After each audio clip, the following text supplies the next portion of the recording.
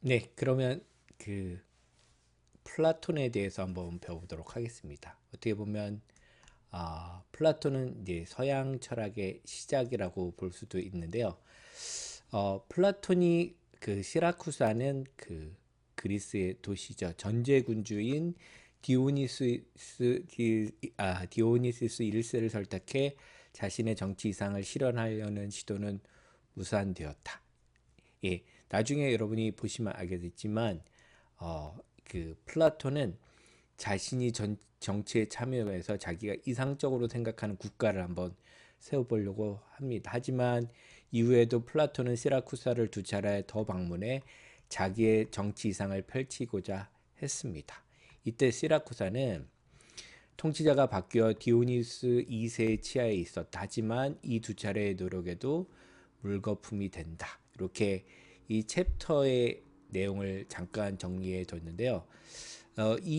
이거를 통해서 우리가 플라톤에 대해서 알 수 있는 거는 플라톤이 단순히 사변적인, 그러니까 생각으로만 하는 철학이 아니라 음, 그 이 실제 인간의 삶뿐만 아니라 정치나 국가 같은 차원에서도 어떤 영향을 미치고 세상을 바꾸려고 하는 노력을 했다는 얘기가 됩니다.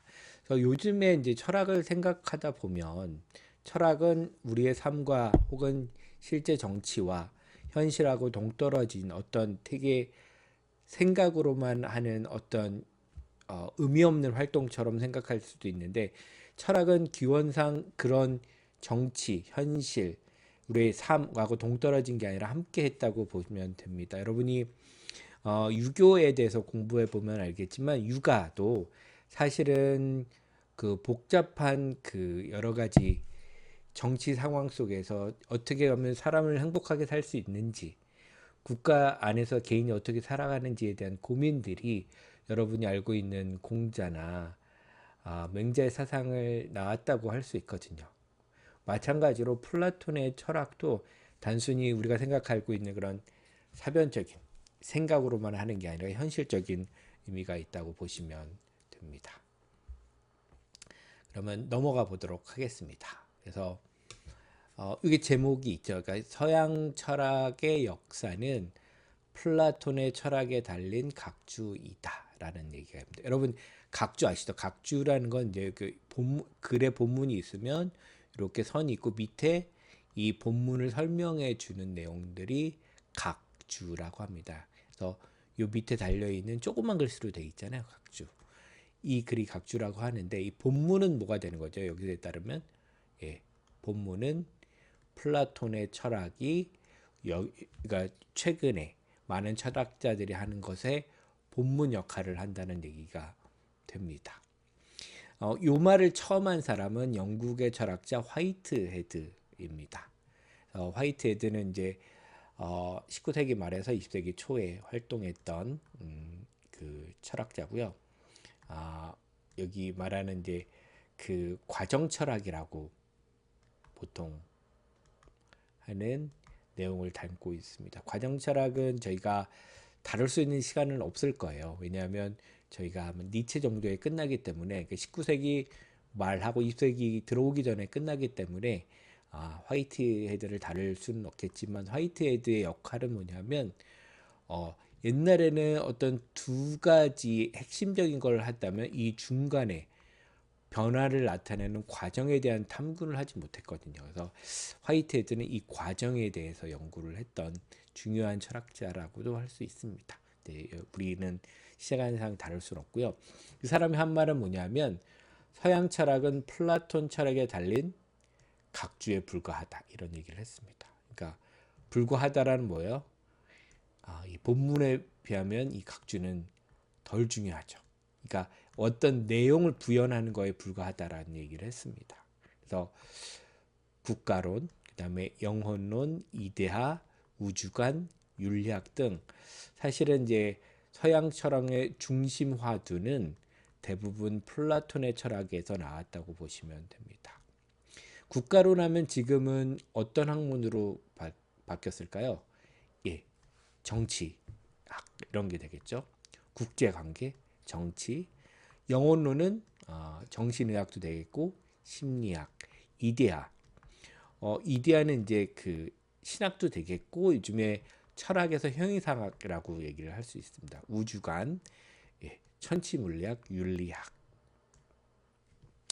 어, 철학은 두 가지가 있거든요. 하나는 여기 있는 그 이데아처럼 형이상학이 있고 윤리학은 실천 철학이라고 많이 합니다. 좀 분리를 하는데 이렇게 보면 우리가 하는 아주 큰 학문 분야를 나눠서 다 했다고 보시면 합니다. 그래서 철학 우리가 배우게 될 철학 서양 철학사의 핵심적인 얘기도 다 했다고 보시면 됩니다. 근데 학문으로 나눠서 세부적인 연구를 했던 건 우리가 다음에 배울 아리스토텔레스가 있을 텐데 그 전에 그 플라톤이 아주 핵심적인 화두들은 다 던져놓고 그것에 대한 대답을 하려고 했습니다.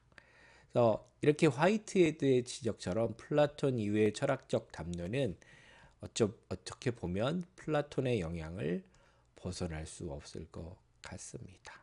그래서 플라톤을 알지 못하고 서양의 철학을 이야기할 수는 없을 것 같아요. 그래서 미국의 철학자이자 시인인 그러니까 랄프 와일도 에머슨이라는 유명한 사람이 있거든요. 이 사람이 또 말한 거는 철학은 플라톤이고 플라톤은 철학이다. 그러니까 철학 그 자체가 플라톤이다라고 얘기를 했습니다.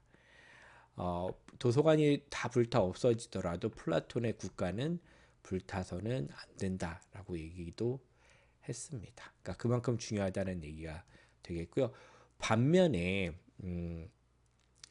플라톤을 극복해야지만 진정으로 새로운 얘기를 할 수 있다라는 것으로 받아들일 수도 있습니다. 그래서 화이트헤드나 에머슨이 플라톤을 넘어설 수 없고 우리는 플라톤이 제시한 문제 안에 갇혀 있다라고 주장하는 사람도 있지만 반면에 우리는 플라톤이 세워둔 그 담 한계를 넘어서 사유를 해야 된다라는 철학자들이 많습니다. 그래서 21세기의 철학들은 대부분이 뭐예요? 예, 우리가 얘기했던 이 플라톤을 극복하고자 하는 얘기가 됩니다. 그래서 제가 형이상학이라는 얘기를 했잖아요. 형이상학. 이거는 제가 아리스토텔레스 가서 더 얘기를 하겠지만 세상에 보이지 않지만 원리들이 있거든요. 원리. 이 원리들을 설명하는 게 형이상학이에요. 그죠? 근데 이 형이상학이 어떻게 보면 우리를 가두는 감옥 같은 역할을 하거든요. 보이지 않지만 우리가 태어날 때부터 당연시 여기게 되는 세상의 틀 같은 것들을 사실 깨는 게 더 중요할 순간들이 있습니다. 요 전체 이야기를 한마디로 하면 뭐예요? 플라톤은 서양 철학의 다시 말하면 서양 철학사의 알파이자 오메가이다. 여러분 그 그리스 문자 아시나요? 알파는 이렇게 A로 쓰기도 하고 소문자 이렇게 쓰고 오메가는 여러분이 그 오메 법칙 아시죠? 오메 법칙 이렇게 쓰기도 하고 이렇게 쓰는데 이게 그리스 문자의 처음이 알파고 마지막 문자가 오메가입니다. 그래서 이게 그리스로 된 신학 성서에 보면 신이 하는 말이 나는 알파와 오메가라는 얘기를 합니다. 처음부터 끝이다. 그러니까 전체라는 얘기가 되겠죠. 어떻게 보면 플라톤을 아는 게 일단 서양 철학사의 그 밑그림을 다 보는 거라고 생각할 수도 있을 것 같아요.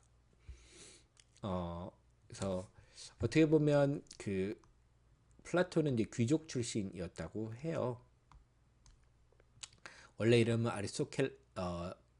아리스토클레스였으며 우리가 알고 있는 플라톤의 제자랑은 다른 거죠. 플라톤은 그의 별명으로 넓은 어깨와 높은 이마를 가진 남자라는 의미가 있다고 합니다. 뭐 중요하지 않겠고 실제 플라톤은 건장한 체격으로 운동수수로도 두각을 드러냈다고 합니다. 여러분 소크라테스에 대한 얘기도 기억이 나시죠? 소크라테스도 어땠죠?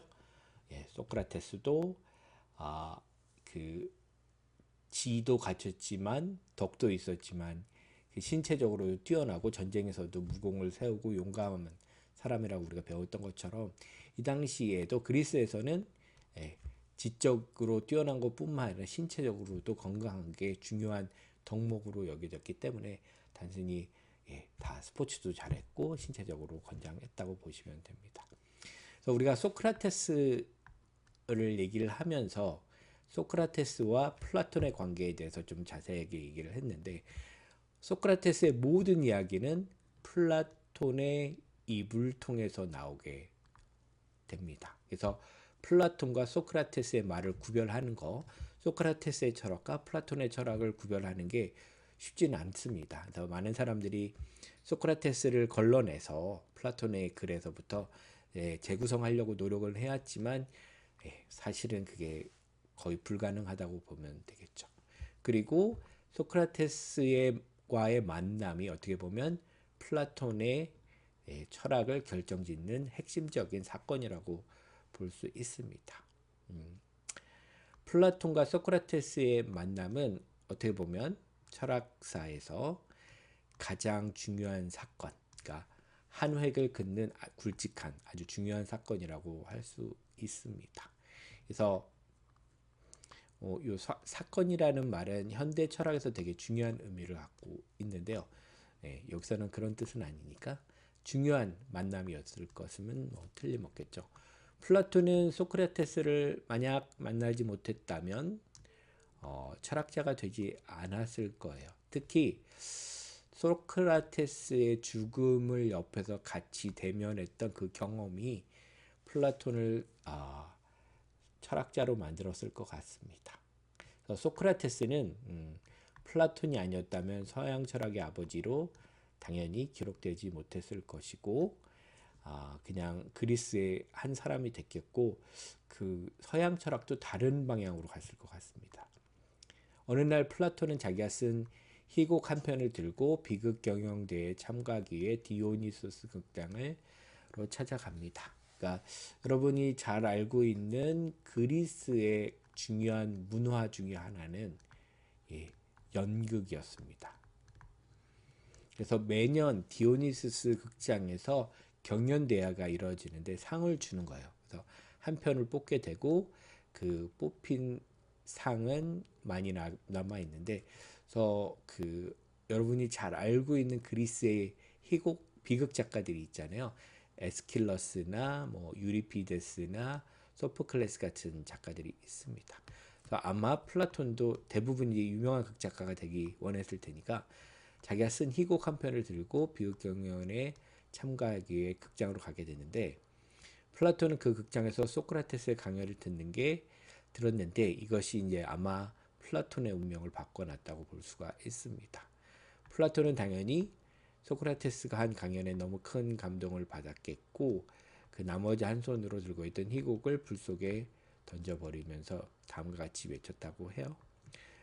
이제 저 플라톤은 당신이 필요하다. 나의 선생님이 돼 주십시오라고 고백을 한 거죠. 곧바로 이제 그 플라톤은 소크라테스의 제자가 되게 됩니다. 평소 플라톤은 입버릇처럼 이렇게 얘기했다고 해요. 그래서 나는 야만인으로 태어나지 않고 그리스인으로 태어난 것, 노예로 태어나지 않고 자유인으로 태어난 것, 또 여자로 태어나지 않고 남자로 태어난 것, 특히 소크라테스와 같은 시대에 태어난 것을 신께 감사드립니다. 이렇게 되어 있죠. 일단 여기서는 당연한 그 시대의 차별을 읽어낼 수 있을 것 같아요. 뭐냐면 첫 번째는 뭐예요? 야만인과 그리스인. 그래서 야만인은 여기서는 이제 우리가 생각하는 문명을 아주 받지 못한 이상한, 우리가 생각하는 그 19세기에 발견됐던 그 야만인처럼 생각하는데, 이게는 그 바바리안이라는 그 그리스어에서 바바로스라고, 그리스어는 이렇게 쓰는데 이거는 외국인이라는 뜻이 있습니다. 그래서 이걸 단순히 우리가 생각하는 것처럼 야만인으로 생각하면 안 될 것 같고요.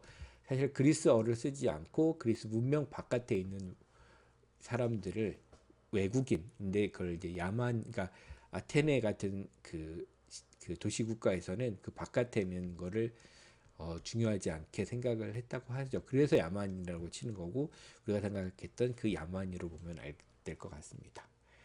그 다음에 이제 그 노예와 자유민이죠. 그래서 사실 이제 민주주의의 탄생지인 아테네에서 사실은 그 자유인은 정해져 있는 거죠. 노예랑 자유인. 그래서 노예에 대한 차별을 또 읽어낼 수 있겠고, 그다음에 또 참정권이 있는 건 남자죠. 여자는 없고. 그래서 여자로 태어나지 않고 남자로 태어난 거. 이게 뭐냐면 플라톤이 살았던 시대에 대한 차별에 대한 프레임이라고 보시면 될 것 같아요. 근데 그 행운은 뭐예요? 소크라테스랑 같은 시대에 태어난 것 이렇게 얘기를 하죠.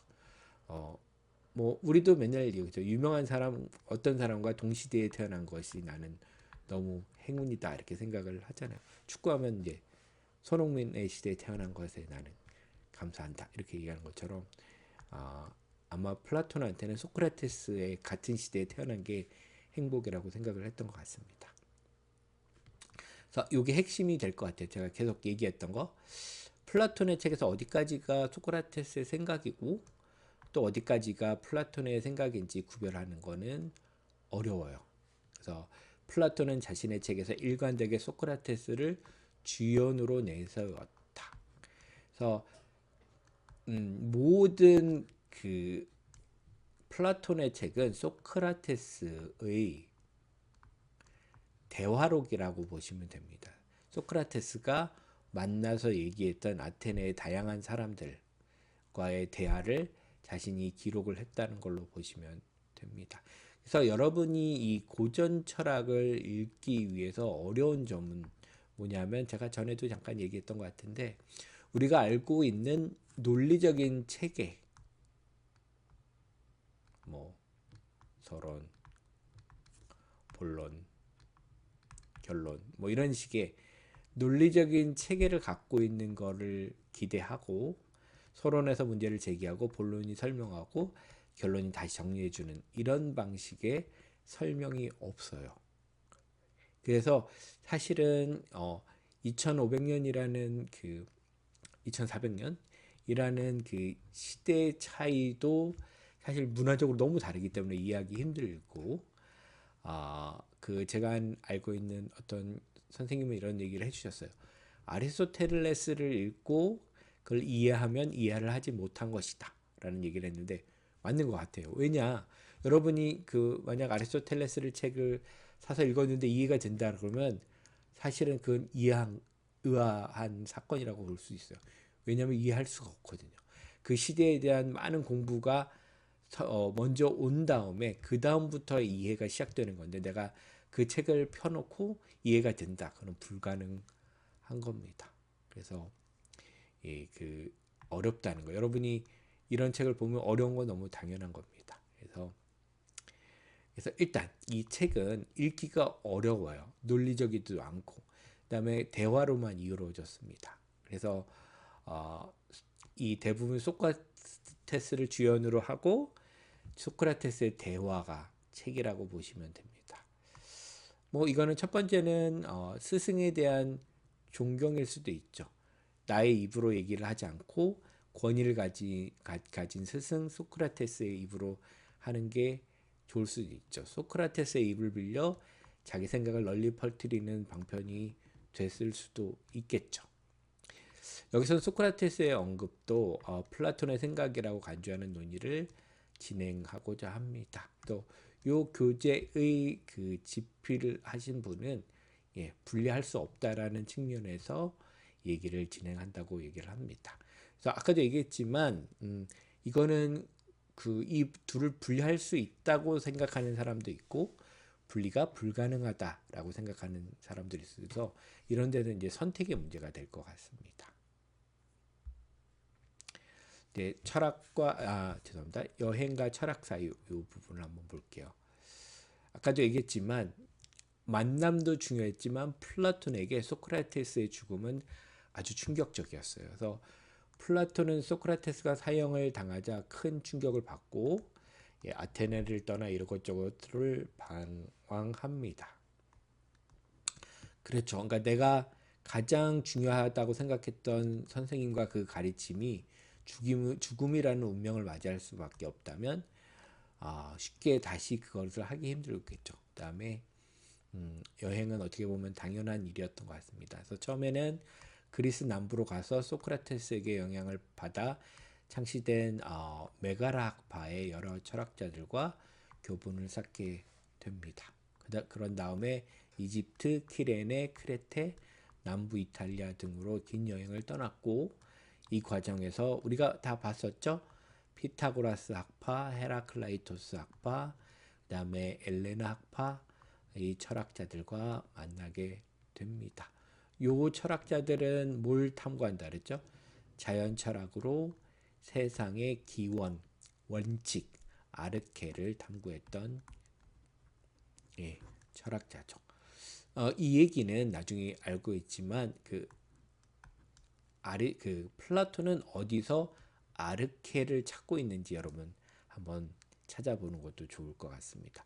분명 헤라클레이토스, 피타고라스, 엘레나 학파 같은 사람과는 다른 기원, 원칙, 아르케를 찾고 있을 텐데 그게 무엇인지 여러분 나중에 한번 생각을 해보시고 맞는지 한번 저랑 답을 맞춰보도록 할게요. 이때 그는 수학과 천문학 지식의 폭이 넓고 깊어진다. 이 자연 철학자들 특히 피타고라스는 수학이겠고요. 그다음 헤라클레토스, 엘레나 학파는 사실 자연 세계, 천문학에 대한 여러 가지 지식을 갖고 있었을 테니까 그들의 교류를 통해서 그런 지식이 많이 깊어졌을 거는 너무 당연한 일일 것 같습니다. 그래서 이제 기원전 387년 플라톤은 이제 아테네로 다시 돌아오게 됩니다. 여행을 마치고 그다음에 여러분이 잘 알고 있는 아카데미아라는 학계를 생깁니다. 지금 이제 아카데미 많죠. 무슨 학원 이럴 때 가장 많이 쓰는 이름 중에 뒤에 따르는 게 모모 아카데미인데 이것의 기원은 플라톤이 세운 학교라고 보시면 됩니다.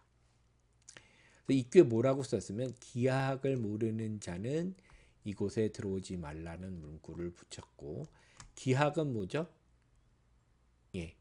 기하학은 되게 직관적으로 인간이 알 수 있는 수학적인 원리를 기하학이라고 할 수 있죠.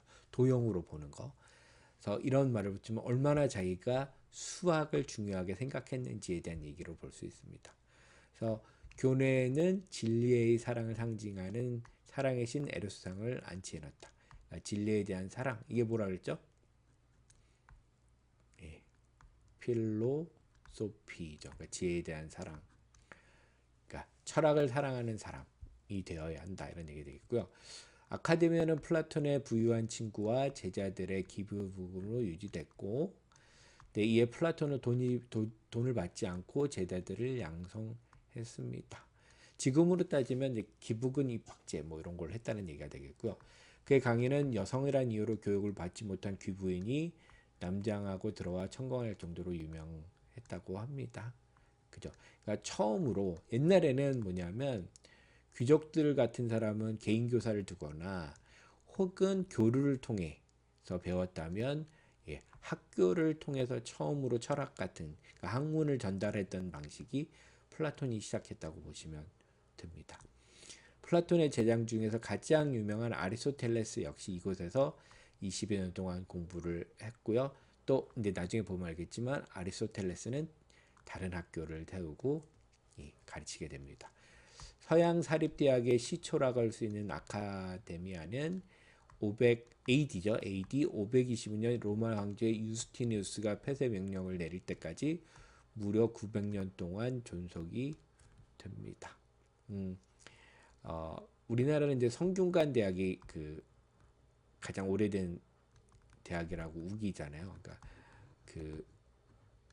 조선이 세운 이제 성균관의 전통을 이루었다고 해서 몇백 년이 됐다고 생각하는데 아카데미아의 역사는 훨씬 더 뿌리가 깊습니다. 900년 동안 존속됐다고 하니까 그래서 플라톤의 대부분의 저술은 아까 얘기했죠. 다 대화 형식으로 꾸며졌습니다. 그렇기 때문에 우리는 그의 저술을 대화편이라고 부릅니다. 그래서 아까도 얘기했지만 어려워요. 우리는 책을 읽을 때 서론에서 그 책이 할 대부분의 내용이 들어가 있고 본론에서는 거기에 대한 상세한 기술이 이루어지고 결론에서 그것을 다시 한번 정리해줘서 독자로 하여금 그 내용을 받아들일 수 있게 도와준다고 생각했는데 대화편은 그렇지 않아요. 그래서 여러분이 아마 대화편을 읽어도 이게 이 글의 기획이라고 하잖아요. 글이 뭘 전달하려고 하는지를 잘 이해하기 힘듭니다. 그래서 좀 어려워요.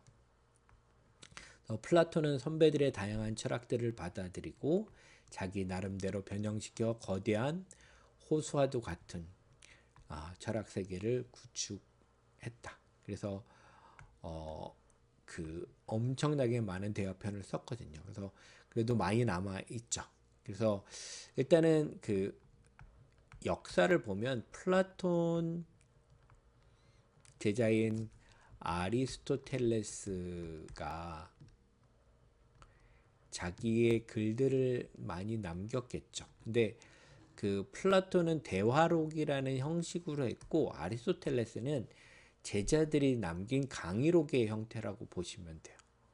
그래서 대화록과 근데 문제는 플라톤은 그래도 많이 기록으로 남아 있는데 아리스토텔레스는 많이 유실이 됐다고 해요. 근데 그래도 이제 다른 아까 우리 그 소크라테스 이전 철학자들에 비하면 훨씬 많이 남아 있습니다. 근데 아리스토텔레스의 경우는 중세에 사실은 거의 사라졌다가 나중에 아랍에 있는 학자들을 통해서 발견이 되고 번역이 돼서 다시 기독교 세계로 들어오게 됐습니다. 근데 플라톤은 기독교가 빨리 받아들여요. 그래서 생각보다 온전하게 좀 남아 있었던 반면에 아리스토텔레스는 사라졌다가 다시 복구한 것이라고 보시면 더 좋습니다. 그래서 나중에 이제 중세 철학 때 잠깐 얘기를 하겠지만 플라톤과 아리스토텔레스가 어떤 방식으로 기독교에 의해서 전유 사용되는지도 한번 보도록 하겠습니다.